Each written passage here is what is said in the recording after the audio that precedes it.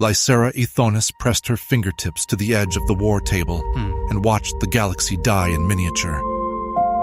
Amber icons drifted through the holographic star map like embers from a fire no one had thought to contain. Each icon was a ship. Each ship carried enough ordnance to sterilize a continent. She had put most of them there herself. The war table hummed beneath her hands. 12,000 points of light represented the systems still pledged to the celestial throne. A throne that had sat empty for 3 years, held in trust by a woman whose legal authority rested on the polite fiction that no legitimate heir existed. The luminous threads on Lysara's mantle mapped those same systems. She could feel the faint warmth where territory held. She could feel the cold where it did not. The door opened without announcement, which meant Commander Rel. No one else entered that way. Rel crossed the chamber in 6 measured strides, a data tablet pressed flat against her thigh. She did not salute. Lysara had abolished the gesture in her first week. Wasted motion, wasted seconds. Rel set the tablet on the war table's edge and said, "House Thyros reached the ocean world before our envoy. Their agents have been on site for 11 days.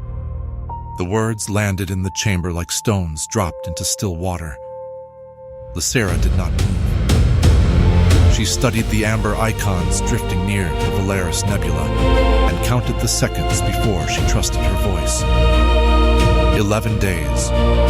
Lord Thyros had known about the uncharted world, about the girl, for 11 days longer than she had. Rel continued, her voice flat as hull plating.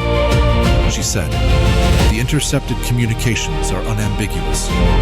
Lord Thyros is not running a recovery operation. He is running an acquisition. His objective is the girl's bloodline access to the seed. The seed, a planet-killing device whose location was known only to the destroyed House Kale, or so the histories claimed. If Thyros believed the girl's blood could activate it, then the Quiet Edict, 800 years of restraint against weapons that could unmake worlds, was already dead. It simply had not fallen yet." Lysara said, "Show me." Rel keyed the tablet. The holographic map dissolved and reformed around a single system. No name, no designation, just a blue-black sphere of water hanging in the dark. Thyros fleet positions blinked crimson around it, like a wound beginning to clot. Lysara studied the positions for a long time. Then she descended. The Codex vault was cold in a way that had nothing to do with temperature. The walls pulsed with slow blue-white light, and the obsidian codex sat on its crystal pedestal, its surface crawling with script that rearranged itself each time she blinked. The air hummed at a frequency she felt behind her sternum. Archon Vaylon Drace was already there.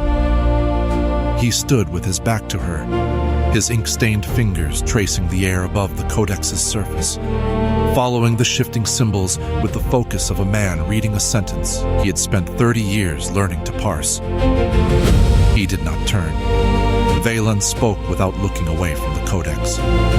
He said, "You have come to ask what the prophecy says about the heir."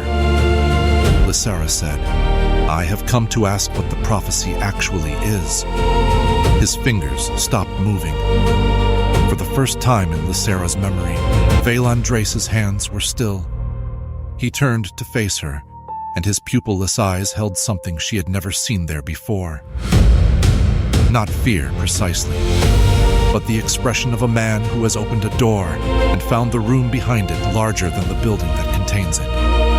Vaylon said, "The prophecy is a design specification. It is not revelation. It is engineering documentation. The progenitors did not foresee a chosen sovereign. They manufactured a key, a biological interface designed to activate systems that have been dormant for 8 millennia. His voice dropped. He said, "The girl on that ocean world is not an heir. She is a component. The Codex's script pulsed brighter, as though agreeing. Lysara climbed back to the war table. The holographic map had reset to its full scope. 12,000 systems, drifting icons, the slow geometry of power measured in light years. She stood at its edge and ran the calculations she had been avoiding. Option 1. Invoke the Quiet Edict's enforcement protocols. Mobilize the combined fleet of all 5 houses against Thyros. Legal, precedented, overwhelming. But the edict required disclosure of the threat, which meant revealing Sirithi's existence, which meant presenting evidence of a legitimate heir, which meant the regent's legal authority dissolved the instant the transmission cleared. Option 2. Activate the Heliovore array on Ethan Prime, a progenitor weapon no one had fired in 8,000 years. It could neutralize Thyros' fleet in a single discharge. It could also sterilize half the Valaris Nebula and every station, ship, and living soul within it. Rel stood at the chamber's edge, waiting. She said, "The intercepted transmissions show something else. Lord Thyros' optical implant is degrading. His neurological scans," she paused, selecting precision over diplomacy, "indicate he is issuing contradictory orders within the same hour. His senior captains are interpreting rather than executing. The man who planned this operation may no longer be the man directing it. A deteriorating mind with its finger on the trigger of a planet killer." Lysara closed her eyes. She stepped onto the balcony. Cold wind moved at this altitude, carrying the faint industrial taste of the undercity far below. Steam rose from the lower tiers in pale columns. The spire rose above her, indifferent, its blue script glowing against the stars. If she activated the Heliovore, she became the thing she had spent 3 years proving she was not. A tyrant. A sovereign who ruled by the threat of annihilation rather than the architecture of consent. The other houses would unite, not behind her, but against her. And they would be right. If she invoked the edict, she ceased to exist as regent. The legal fiction that had held the galaxy's center for 3 years would collapse in the time it took to read a single intelligence brief aloud. And the heir it revealed, a scavenger girl from a death world who did not know what she was, would be thrust onto a throne that was not a throne at all, but a machine interface designed by beings who had been dead for 8,000 years. Neither path, neither weapon. Lysara returned to the war table.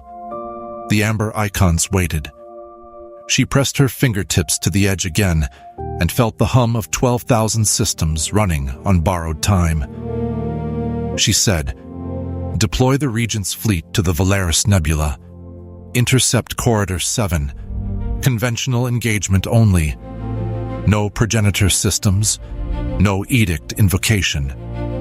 Rel's expression did not change, but her hand tightened on the tablet. Conventional engagement meant casualties. It meant ships burning in nebular gas, crews dying in the violet clouds, a war fought with human weapons at human cost because the alternative was something worse. Lysara watched the fleet icons begin to move on the holographic map, drifting toward the nebula like seeds carried on a wind she had chosen to release. 3 systems on the map's eastern edge flickered, then dimmed, then went dark. She felt them go cold on her mantle. 3 more threads of luminous light dying against the white carbon weave on her shoulders. 3 populations no longer pledged. 3 worlds that had looked at the empty throne and decided the fiction was no longer worth believing. The war table hummed. The spire hummed. The galaxy turned on its axis, indifferent to the woman standing at its center who had just chosen the bloodiest peace over the cleanest war, because the cleanest war would have ended everything, and the bloodiest peace still left something to save.